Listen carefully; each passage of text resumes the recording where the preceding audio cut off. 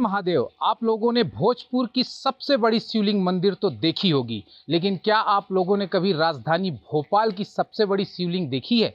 आज हम आप वहीं पहुंचे हैं और आपको तस्वीरों में दिखाएंगे कि राजधानी भोपाल में जो है सबसे बड़ी शिवलिंग जो है भगवान शिव की जो मंदिर है और सबसे बड़ी जो शिवलिंग है वो कहाँ स्थापित है, और तस्वीरों में भी दिखाएंगे। और तस्वीरों में दिखाने के बाद जो है आपको उनके बारे में पूरा इतिहास बताएंगे कि जो शिवलिंग है वो भगवान भोलेनाथ की जो है ये भोपाल शहर, ओल्ड भोपाल शहर के जो है गिन्नौरी क्षेत्र में है। और ये मंदिर में हम पहुंच रहे हैं और अब आपको हम जो है कि मंदिर में दिखा सकते हैं कि ये मंदिर है। और ये मंदिर के बाद जो है यहाँ भगवान शिव भगवान बैठे हुए हैं, विराजमान हैं। हम आपको सीधे लिए चलते हैं बाबा शिवनाथ के मंदिर पर, और वो शिवलिंग जो कि सबसे बड़ी शिवलिंग मानी जाती है राजधानी भोपाल के, भोपाल ओल्ड सिटी की। और आप तस्वीरों में ये देख सकते हैं कि ये बैठे हुए हैं साक्षात जो है भगवान भोलेनाथ की ये शिवलिंग। आप तस्वीरों में देखिए कि कितनी बड़ी जो है ये प्रतिमा है, शिवलिंग है भगवान भोलेनाथ की। और आप तस्वीरों में देखिए कि साथ ही शिवलिंग जो है बड़े ही लंबे आकार की, चूँकि आप लोग दर्शन करने के लिए भोजपुर जाते हैं। भोजपुर कहा जाता है कि सबसे बड़ी शिवलिंग मानी जाती है और दर्शन भी करते हैं लोग। लेकिन शिवलिंग अगर भोपाल की बात की जाए, राजधानी भोपाल शहर की, तो शहर के ये ओल्ड सिटी का गिन्नौर बेल्ट एरिया है, गिन्नौरी बेल्ट एरिया है, जहाँ पर ये भगवान भोलेनाथ विराजमान है। और ये शिवलिंग आप तस्वीरों में साफ देखिए कि जिस तरीके से ये सावन का महीना चल रहा है और बाकायदा यहाँ पूजा पाठ हो रही है। भगवान के ओम का चिन्ह बना हुआ है और फूल माले से जो है भगवान की पूजा हो गई है, मतलब बेल पत्र भी चढ़े हुए हैं। मतलब कहीं ना कहीं जो है भगवान भोलेनाथ के श्रावण मास का जो ये पर्व चल रहा है, इसमें भक्त यहाँ पहुँच रहे हैं और दर्शन कर रहे हैं। और भगवान शिव के साथ साथ ही शिवलिंग के साथ नंदी की बात करें तो नंदी भगवान भी विराजमान है, जो ये भी काफ़ी बड़े रूप में बैठे हुए हैं। साफ तौर पर तस्वीरों में आप देख सकते हैं कि शिवलिंग भगवान जो है साक्षात जो है, इधर से आप देख सकते हैं तस्वीरों में कि किस तरीके से जो है भगवान शिवलिंग विराजमान है, ये भी बैठे हुए हैं। और यहाँ भी पूजा पाठ है, बाकायदा नारियल चढ़ी हुई है, फल फ्रूट चढ़े हुए हैं। कहीं ना कहीं जो है ये कहा जा सकता है कि अभी हाल ही में कोई ना कोई भक्त यहाँ पहुंचकर पूजा पाठ करके गया हो, क्योंकि जो ताज़े फूल चढ़े हुए हैं, ताज़े जो है फल चढ़े हुए हैं, इससे साफ है कि भगवान शिवलिंग की जो है श्रावण मास को लेकर ये पूजा पाठ हो गई है। और भी कई ऐसे भगवान हैं जो कि आपको हम तस्वीरों में दिखाएंगे कि आप देख सकते हैं यहाँ हनुमान जी विराजमान है, माँ भगवती बैठी हुई हैं। तो कई अलग अलग भगवान यहाँ बैठे हुए हैं जो बाकायदा तस्वीरों में ऐसा लग रहा है कि काफ़ी पुरानी जो है ये मूर्तियाँ हैं। और जो यहाँ पर ये काफ़ी एक 200-300 साल पुराना लगभग माना जाए कि ये मूर्तियाँ दिख रही हैं। साथ ही ये भगवान भी बैठे हुए हैं, यहाँ पर हनुमान जी भी बैठे हुए हैं। तो कई अलग अलग भगवान बैठे हुए हैं जो कि मंदिर पर, और यहाँ पर जो है सावन के साथ साथ ये पूजा पाठ बराबर हो रही है। अब हम आपको मंदिर के ये शिवलिंग तस्वीर दिखाने के बाद हम आपको और प्रांगण के बाहर की तरफ ले चलते हैं और वहाँ भी देखते हैं कि वहाँ का जो है और क्या कुछ है। चूँकि ये जो गिन्नौरी बेल्ट है, यहाँ भी आप देख सकते हैं भगवान शिव और माँ पार्वती बैठी हुई हैं साक्षात। ये मंदिर जो इस तरीके से दिख रहा है, जो निर्माण है, इससे साफ लग रहा है कि ये मंदिर जो है कहीं ना कहीं बहुत ही पुराना है। और मंदिर पुराने होने के साथ साथ जो है अब भगवान की पूजा पाठ जो पंडित जी कर रहे हैं, उनके पुत्र हैं, उनसे भी जानेंगे और समझेंगे कि इस मंदिर का जो है इतिहास क्या है, रहस्य क्या है, कब कब पूजा पाठ करते हैं और कहाँ कहाँ से भक्त आते हैं। जी, क्या नाम है आपका? मेरा नाम आदित्य चतुर्वेदी है। मेरे पिताजी यहाँ के पंडित जी हैं जिनका नाम शास्त्री देवेंद्र चतुर्वेदी है। वो बहुत छोटी उम्र से इस मंदिर की सेवा करते हुए आ रहे हैं और वही इस मेन पुजारी हैं। उनको बाबा जी ही यहाँ लाए थे और वे बहुत सालों से यहाँ सेवा कर रहे हैं। और यहाँ के लोकल एरिया के लोग बाग आते हैं।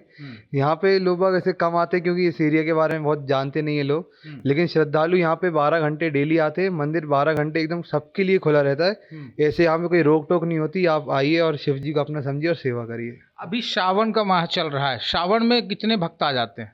सावन में कम से कम डेली के 100-200 भक्त तो आ ही जाते हैं और भक्त बहुत खुशी होके आते हैं क्योंकि यहाँ पे कोई रोक टोक नहीं होती भक्तों के ऊपर।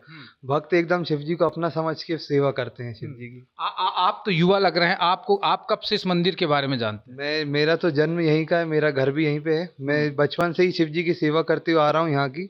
और मैं अपने दोस्तों को भी बताता हूँ इस क्षेत्र के बारे में और बचपन से ही सेवा कर रहा हूँ उधर। आपको इस मंदिर के बारे में क्या लगा, कुछ नया? कुछ नया यहाँ पे, जैसे एक सिंगल मंदिर में 4 हनुमान जी हैं और यहाँ पे बहुत सारे देवी देवता भी हैं। जब इस मंदिर को बनाया जा रहा था तो वो ज़मीन में से पाए गए थे, तो उनको भी स्थापना की गई है। और यहाँ पे शिवलिंग भी 2 हैं, एक बहुत बड़े शिवलिंग है और एक नर्मदेश्वर शिवलिंग है। और बाकी यहाँ आप कहीं नहीं देखेंगे, एक पूरा पंचवटी है। यहाँ पे बड़ का पेड़ है, पीपल का पेड़ है, बील का पेड़ है, आम के पेड़ हैं और एकदम वही जंगल वाली feel है। आपने जिक्र किया अभी एक और शिवलिंग के, किस? ये नर्मदेश्वर शिवलिंग है। बिल्कुल, आइए दर्शन कर, बिल्कुल बिल्कुल आइए, हाँ बताइए।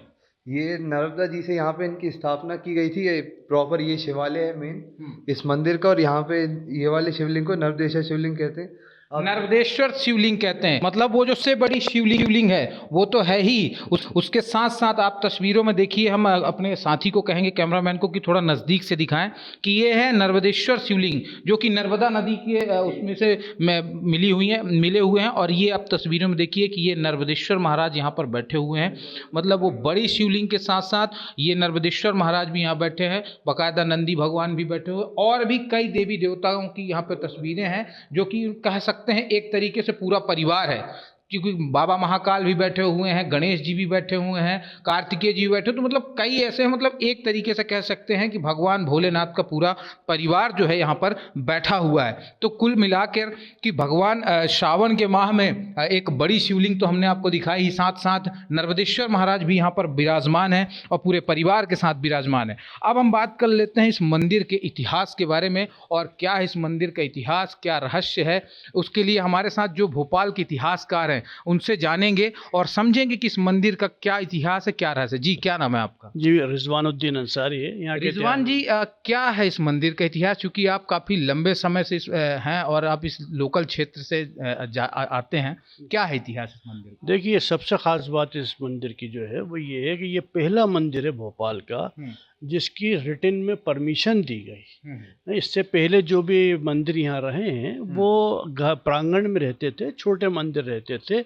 लेकिन यहाँ पे जो राजा छक्कूमल जी थे, ये छक्कूमल जी इटावा से आए थे, लेकिन उनके जो यहाँ के नवाब थे, नवाब जहांगीर मोहम्मद खां, उनके राइट हैंड हो गए थे। मित्र बड़े करीबी माने जाते हैं। राइट हैंड मतलब मिनिस्टर, मंत्री थे उनके, हैं। और चूंकि उनको एक जंग में उनके साथ उनका साथ दिया था उन्होंने, किसी जंग के अंदर। हाँ, वो घोड़े की कुछ कहानी मैंने भी सुनी। नहीं, जंग में एक साथ दिया था तो उन्होंने उनको मिनिस्टर बना दिया था। और इनको उपाधि दी थी, एतमादुद्दौला, एतमादुल मुल्क, नसरत जंग, ये उपाधियाँ होती हैं, है ना। तो नसरत जंग का मतलब वो उस जंग की फौज में भी थे। तो वो उनके दरबार में आते थे। एक बार इत्तेफाक से वो नहीं आए, तो उन्होंने, नवाब साहब ने पूछा कि क्यों नहीं आए। तो उन्होंने कहा, साहब वो जो है घोड़े से जा रहे थे कहीं तो गिर गए, तो घोड़ा फिर चल गया, उसकी भी टांग टूट गई, इनके भी हाथ पांव टूट गए। उनका चलो देखते हैं घर पे। तो वो घर पे गए तो उनका, भाई आप ऐसे कहाँ जा रहे थे बारिश में? तो उन्होंने कहा कि भाई उस वक्त हमारे यहाँ भोपाल में हमें जो हमारी आस्था के अनुसार हम पूजा पाठ नहीं कर पाते, क्योंकि शहर से बाहर जो है, जहाँ आज ताजमहल का भी हुआ करता है या झरनों वाला मंदिर है, उस क्षेत्र के अंदर हमारा प्रतिमाएं हैं, तो हमें वहाँ जाना पड़ता है। और भोपाल क्षेत्र के किले के अंदर, दीवार के अंदर हमें बिल्डिंग, मंदिर बनाने की, सार्वजनिक मंदिर बनाने की अनुमति नहीं है। तो उनका, अच्छा चलो, ऐसे कैसे, सही नहीं है ये। मैं तुम्हें मंदिर, अपने भाई की बगिया, जो उसको कहलाती थी मुनीर मोहम्मद खां की बगिया। अच्छा, तो ये जगह को ये कहा जाए कि ये मुनीर की बगिया, मुनीर की बगिया है। मुनीर मोहम्मद खां जो जहांगीर मोहम्मद खां के भाई थे, जो नवाब जो थे यहाँ के, उनके भाई थे, उनकी बगिया थी। उसमें उन्होंने अलग से ये प्रांगण उनको दिया कि आप इसमें, अनुमति के साथ दिया, अनुमति भी दी कि आप यहाँ इसमें अपने सार्वजनिक मंदिर बना सकते हैं, है ना। और उसके साथ उनकी वो सपोर्ट भी की, क्योंकि वो तो थे ही प्राइम मिनिस्टर उस वक्त के, उनको दिया। आज ये कहलाती है ये गिन्नौरी बगिया कहलाने लगी, क्योंकि गिन्नौरी क्षेत्र है, इसलिए गिन्नौरी बगिया का नाम इसको दे दिया। लेकिन पुराना इसका नाम है मुनीर मोहम्मद खां की बगिया, जिस नाम से उनको दिया गया जगह, क्योंकि उन्हीं का बाग था। और उसके अलावा यहाँ पे एक दो वो और भी ज़मीनें थी, बहुत ख़ास गन्ने उगते थे, इस तरह से एरिया था। और ये तालाब इतना बड़ा नहीं था उस समय। तालाब से एक रास्ता था जो जहांगीर मोहम्मद खां का जो महल है वो आज का पुलिस हेडक्वार्टर है, तो वो इधर से आना जाना रास्ते में बीच में से था। जो ये पानी रोका, पुल पुख्ता बना, तो ये अब इतना रास्ता बंद हो गया यहाँ से, और उधर से रास्ता, लेकिन पहले इधर से वो यहीं कहीं सामने उनकी जो हवेली थी जहांगीर मोहम्मद खां की, वो इधर इनका, तो ये अलग से बगिया थी। तो इस लिहाज से ऐतिहासिक दृष्टि से अपन देखें, लगभग कितने साल पुराना हो गया ये मंदिर? ये है 1840 के करीब का, क्योंकि जो वो थे जहांगीर मोहम्मद खां, वो यहाँ पे सिर्फ 1837 से 1844 तक रहे हैं। इसी बीच में ये इनको परमिशन दी हुई 2-3 साल के करीब 1840 का, और वो परमिशन आज भी ये जो रघुवीर सहाय थे, छक्कूलाल जी के तीसरे वंशज राम सहाय, गणपत सहाय, वो रघुवीर सहाय अभी अभी वो भी शांत हुए हैं। अब उनके बच्चों का जो नाम यहाँ दर्ज है, दिनेश सहाय वगैरह, ये वही बच्चे हैं उनके, तो जाहिर है वो परमिशन आज भी उनके पास सुरक्षित होगी। तो इसलिए हम इसको इस नज़र से देखते हैं कि नवाबों के दौर में उनको जगह दी गई। अच्छा, ये आप जो जिक्र कर रहे थे ये है उनका परिवार? ये है उनका परिवार। ऊपर के जो है ये अध्यक्ष है ना, ये बाबा और सचिव, ये सब प्रधान जो हैं, ये सारा उन्हीं का परिवार है। तो ये 5वीं पीढ़ी है छक्कूलाल जी की, है ना। तो वो जाहिर है कि ये मंदिर की अहमियत उस लिहाज से बहुत हो गई कि भोपाल में पहली बार नवाब साहब ने एक ऑफिशियली मंदिर, जो पहले थे छोटे थे वो वहीं रह गए, उससे पहले भी बहुत थे, बड़वाल महादेव का मंदिर भी है, वो ऐसे बहुत से मंदिर जो थे जो शहर में थे, लेकिन वो छोटे थे, प्रांगण में थे, अपने अपने घरों में आप बना लो, महल्ले वाले जो आन के कर ले, उसे आबादी भी इतनी नहीं थी। तो यहाँ पे लेकिन ये एरिया पुराना डेवलप्ड है। गिन्नौरी के एरिया में रानी कमलापति के ज़माने में से ही, यानी आज से 300-350 साल पहले से ही इस क्षेत्र के अंदर उनकी तहसील थी, रानी कमलापति की थे। तो इसलिए यहाँ भी कई मंदिर अभी भी तालाब के किनारे मिल जाते हैं, ऊपर भी एक वह मंदिर है, ऐसे कई हैं जो उनके क्षेत्र के। तो ये, लेकिन ये जो पहले से थे तो उनको ये था कि आप भाई ज़्यादा हो, बीच में घर में रहे, लेकिन ये एक सार्वजनिक मंदिर के रूप में पहला मंदिर है।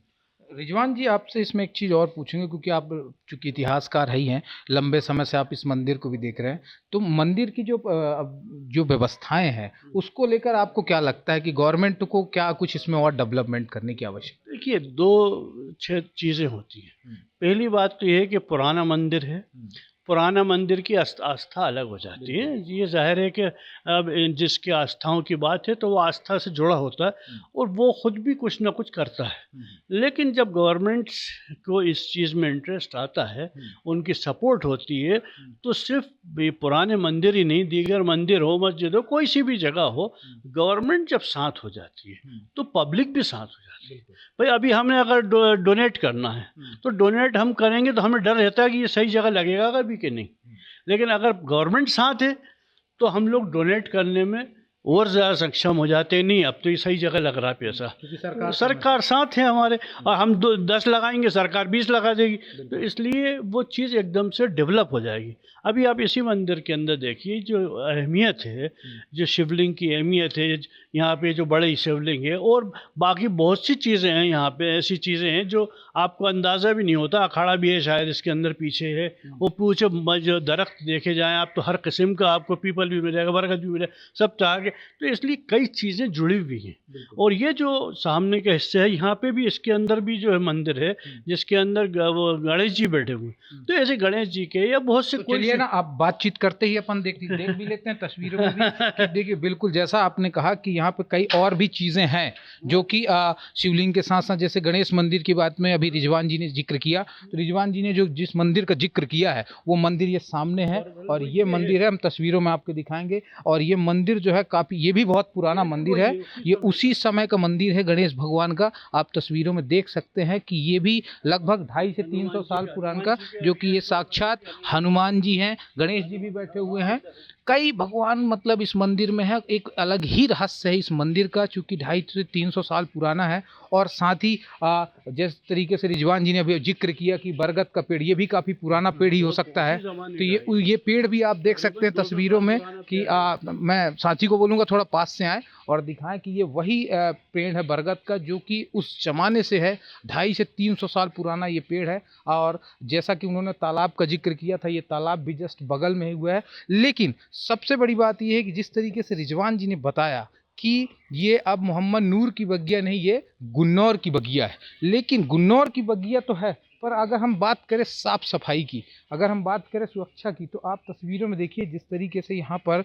कहीं ना कहीं बड़े राजनेता भी आते होंगे, बड़े बड़े मंत्री मिनिस्टर भी आते होंगे, वो कहीं ना कहीं यहाँ भी आस्था है, प्रतीक है भगवान के प्रति, पूजा पाठ करते होंगे, अपनी इच्छाएं पूरी करते होंगे। परंतु बात की जाए सिस्टम की, बात की जाए साफ़ सफाई की, तो इस मंदिर में कहीं ना कहीं जो है वो चीज़ देखने को नहीं मिल रही है, क्योंकि साफ़ सफाई यहाँ पर उस तरीके से नहीं है जिस तरीके से भगवान के मंदिर में साफ़ सफाई होती है। और साथ ही यहाँ के कुछ भोपाल के बहुत से ऐसे लोग हैं जिनको भी ये नहीं पता इस मंदिर के रहस्य क्या है, क्योंकि बहुत से लोग ऐसे हैं जिनको पता है कि सबसे बड़ी शिवलिंग अगर है तो वो कहाँ है, भोजपुर में। लेकिन बात की जाए राजधानी भोपाल की, तो राजधानी भोपाल की सबसे बड़ी अगर शिवलिंग है तो वो यहाँ है। क्यों? क्योंकि अभी हमने आपको तस्वीर में दिखाया, और जैसा कि बोर्ड में लिखा हुआ है कि एतमाद उदेला राजा जी जो है छक्कूलाल बहादुर को ये मंदिर उन्होंने दी थी, चूँकि उनके बड़े करीबी थे, और उन्होंने जो है इस मंदिर को उनको बनाने के लिए दिया था। जैसा कि अभी हमारे इतिहासकार जी ने बताया कि मंदिर जो है पहले घर के अंदर ही बनाने का निर्माण कर रहता था,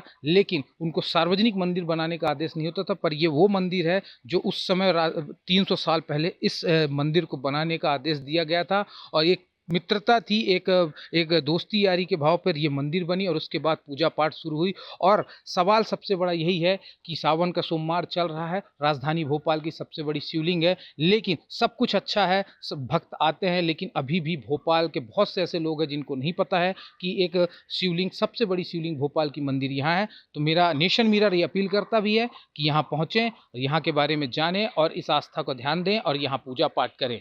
कैमरा पर्सन राहुल के साथ आदित्य मिश्रा, नेशन मिरर भोपाल।